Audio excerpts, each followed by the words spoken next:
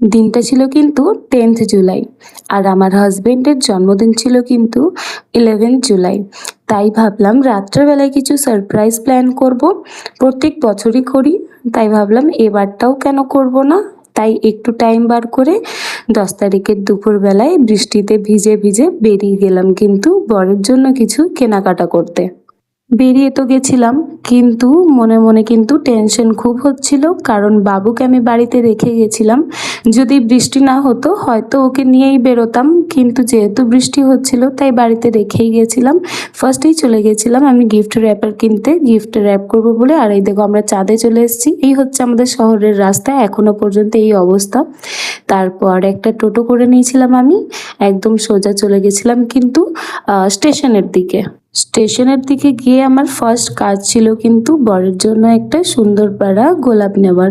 আমার হাজবেন্ড যেহেতু অতটা এসব পছন্দ করে না, ও কিন্তু এসব ভাবে ওয়েস্ট অফ মানি, বাট আমার কাছে মনে হয় ফুল কিন্তু প্রত্যেকটা ফাংশনে একটা আলাদা ছোঁয়া দেয়, আর প্রত্যেকটা স্মৃতিতে একটা আলাদা মুহূর্ত অ্যাড করে। আর দেখো চলে গেছিলাম আমি এখানে কেক নিতে। আমি কিন্তু তার আগের দিন এই কেকটা অর্ডার করে এসেছিলাম, বাট খেয়ে দেখি অনেকটা ছোট, আমার খুব একটা পছন্দ হয়নি। তাই এই হোয়াইটটা আমি নিয়েছিলাম, বাটারস্কচ ফ্লেভারের কেক ছিল, এটাই নিয়ে আমি চলে এসেছিলাম। ওখান থেকে বেরিয়ে চলে গেছিলাম চকলেট নিতে। এই বড় আমলের চকলেটটা নিয়েছিলাম আমি ওকে দেবো বলে, আর ছোট ছোট চকলেটগুলো নিয়েছিলাম কিন্তু একটু ডেকোরেট করব বলে। আর এই অবস্থা আমার, বৃষ্টির মধ্যেও আমি ঘেমে গেছিলাম, এত তাড়াতাড়ি ছোটাছুটি করে আমি জিনিস নিয়েছি, কারণ বাবুকে ঘরে রেখে গেছিলাম বলে।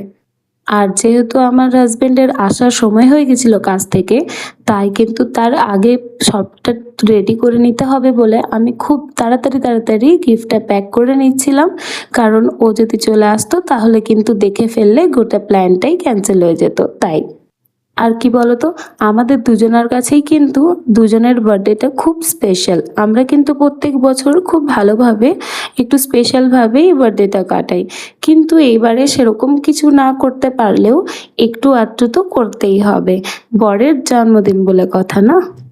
আর উপরওয়ালার আশীর্বাদে প্রত্যেক বছরে কিন্তু আমি আমার হাজব্যান্ডের জন্য কিছু ভালো গিফট নিই, বাট এবারে আমি সেরকম কিছু নিইনি, কারণ আমি ভাবি যে যেটা আমি দেব আমার হাজব্যান্ডকে আমি ওর কাছ থেকে নিয়ে জন্য না দিই, কারণ আমার খুব একটা পছন্দ না যে যাকে কিছু দিচ্ছি তার থেকে নিয়েই দেব তো কী হবে। আর এখন যেমন আমি সেরকম কিছু রোজগার করি না, তাই কিন্তু আমার কাছে বড় কিছু দেওয়াটা একটু মুশকিলেরই ব্যাপার।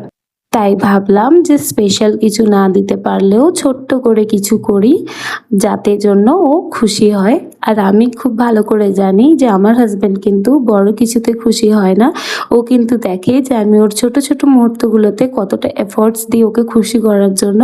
আর বিশ্বাস করো আমার কাছেও কিন্তু আমি মনে করি যে এফোর্টস ম্যাটার করে, বেশি বড় জিনিসটা ম্যাটার করে না, কিন্তু তুমি যদি ভালোবেসে কারোর জন্য কিছু করো সেটা কিন্তু সত্যি খুব ম্যাটার করে। তারপর এগুলো করা কমপ্লিট হয়ে গেলেই আমি সরিয়ে রেখে দিয়েছিলাম। ঠিক রাত 12টা বাজলে আমি আমার হাজব্যান্ডকে কিন্তু গিফটটা দিই, আর যেমন ভেবেছিলাম ও কিন্তু বেশ খুশি হয়েছিল, আর তার থেকেও বেশি খুশি কিন্তু আমার বাবু হয়েছিল।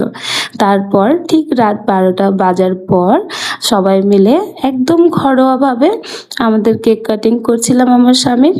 ও কিন্তু কেক কাটিংয়ের সময় কোনো উইশ চায়নি, কারণ ও অতটা এসব পছন্দ করে না, কিন্তু আমি ওর হয়ে উইশ চাইছি যে আমার স্বামী কিন্তু অনেক বড় হোক আর অনেক সাকসেস হোক। আমার ওয়ান অফ দ্য মোস্ট ড্রিমের মধ্যে কিন্তু এটাই পড়ে যে আমার হাজবেন্ড সাকসেসফুল হোক, অনেক বড় হোক। আর এদিকে দেখো আমার বাবু যেখানে থাকবে আর সেখানে বদমাইশি করবে না সেটা কিন্তু হতে পারে না। দেখো গরম স্টিকটা কিন্তু হাতে করে তুলে নেয়, আর যখনই গরম লাগে তখনই ছেড়ে প্রচণ্ড কান্না করতে লাগে।